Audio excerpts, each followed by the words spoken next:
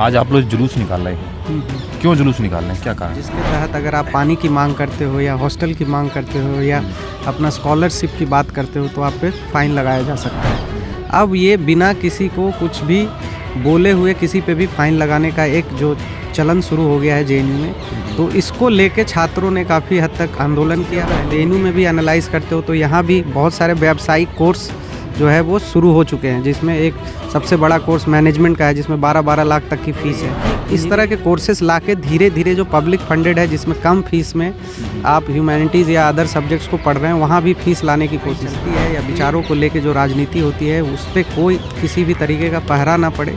तो इसके लिए छात्र जो है वो आज एक विशाल जुलूस जो मशाल जुलूस के रूप में वो आज शुरू करने वाले हैं। साथियों नमस्कार, मैं हूं विवेन सिंह और मैं हूं इस समय जेएनयू दिल्ली पूरे देश का सबसे बड़ा इंटेलेक्चुअल यूनिवर्सिटी है और यहाँ पर जिस तरह से आज छात्रों को प्रदर्शन करने से रोका जा रहा है, उनके जो राइट्स हैं उनसे उनको रोका जा रहा है और भी बहुत सारी चीज़ें हैं। अभी जो बीसी के खिलाफ उन्होंने प्रोटेस्ट किया, अभी आज मशाल जुलूस है। अभी आपने कुछ दिन पहले देखा होगा कि लोगों ने जुलूस निकाला था और गेट के बाहर प्रेस कॉन्फ्रेंस भी की थी।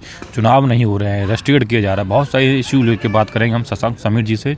आज जो मशाल जुलूस निकालना है उसको जो क्यों निकाल रहे हैं और इतना जो बहुजन राजनीति जो इसमें यूनिवर्सिटी में जो बहुजन और राइट्स के लोग बात करते हैं, बहुजन की बात करते हैं, उन सारे मुद्दों को लेकर आज हम बात करेंगे। आज आप लोग जुलूस निकाल रहे हैं, क्यों जुलूस निकाल रहे हैं, क्या कारण है?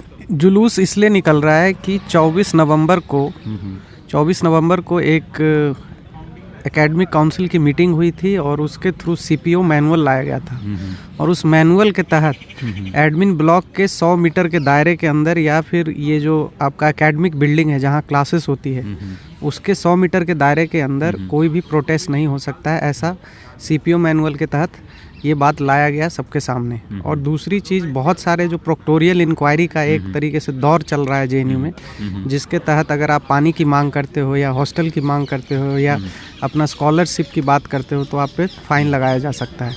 अब ये बिना किसी को कुछ भी बोले हुए किसी पे भी फ़ाइन लगाने का एक जो चलन शुरू हो गया है जेएनयू में, तो इसको लेके छात्रों ने काफ़ी हद तक आंदोलन किया। पहले मीटिंग किया, ऑल और मीटिंग बुलाई, कंसेंसस एक बिल्ड हुआ कि नहीं, इस तरह के जो फरमान है वो एक तरीके से जेएनयू की राजनीति के लिए ही नहीं, जेएनयू के कल्चर के खिलाफ है और इसको एक तरीके से जेएनयू जो इंटेलेक्चुअल जो एक यूनिवर्सिटी है पूरे देश में जाना जाता है, इसको कैद खाना ना बनाया जाए।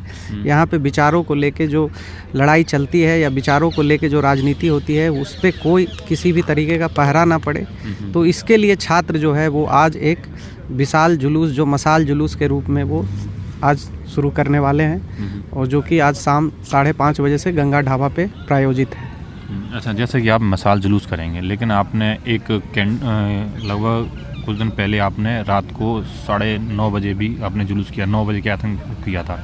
उसमें आपने जो निर्भया मतलब सेक्सुअल वायलेंस मतलब सेक्सुअल हैरेसमेंट को लेके आपने किया था, उसमें भी आपने बहुत सारे लोग, तो ये इस तरह के आप लोग कर रहे हो। लेकिन यूनिवर्सिटी में देखा जाए जेएनयू में बहुत सारी चीज़ें आए दिन बढ़ती जा रही हैं, स्टूडेंट्स आए दिन यहाँ पे प्रोटेस्ट कर रहे हैं और प्रोटेस्ट करने से रोका भी जा रहा है। तो ये इस तरह की जो पाबंदियाँ जो हाल के दिनों में देखने को मिली हैं लगभग 3-4 साल से, इसका क्या कारण है, क्यों ऐसी देखने को मिली ये पाबंदियाँ? तो अगर आप इसकी जड़ तक जाएंगे तो ये जो जेएनयू में जिस तरीके से सेक्सुअल हैरेसमेंट के मुद्दे पे लेके जो प्रोटेस्ट हुआ था, जो निर्भया जो रेप जो हुआ था उसके जो एक तरीके से बरसी के रूप में उसको याद किया गया था, कि इसलिए किया गया था कि जेएनयू हमेशा से जो देश में जो मुद्दे होते हैं, चाहे वो सेक्सुअल हैरेसमेंट का हो या महिलाओं के अधिकार की बात हो, तो 2012 में जब निर्भया रेप कांड हुआ था तो उस समय भी जेएनयू में जो प्रेसिडेंट थे जेएनयू था वो सड़कों पे उतरा था।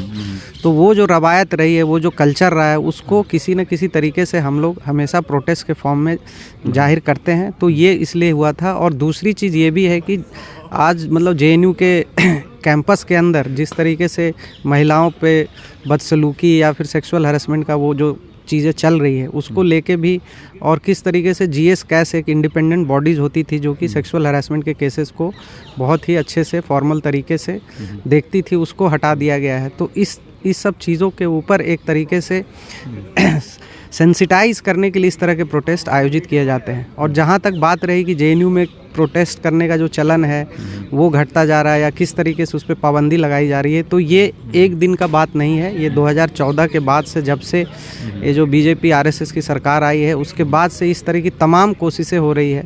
इससे पहले वाले वीसी भी जो थे मामी डाला, उन्होंने भी इस तरह से कोशिश की, लेकिन जेएनयू हमेशा खड़ा रहा है। ठीक है, और ये जब से वीसी आई हैं शांति श्री धूलीपुड़ी, उन्होंने भी बहुत तरीके से कोशिश की है कि इस तरह की चीज़ें आएँ, इस तरह के मैनुअल आ रहे हैं। तो छात्र तो प्रोटेस्ट करते ही हैं और करते रहेंगे। देखिए, छात्र प्रोटेस्ट कर रहे हैं, आप लोग बीसी पे आरोप लगा रहे हैं। अभी हमने कुछ दिन पहले सुना था, हम प्रोटेस्ट में आए थे आपके में, जो प्रेस कॉन्फ्रेंस कहा था कि 10 रुपये में आप लोग यहाँ पढ़ते हो, आपको पानी नहीं मिलेगा।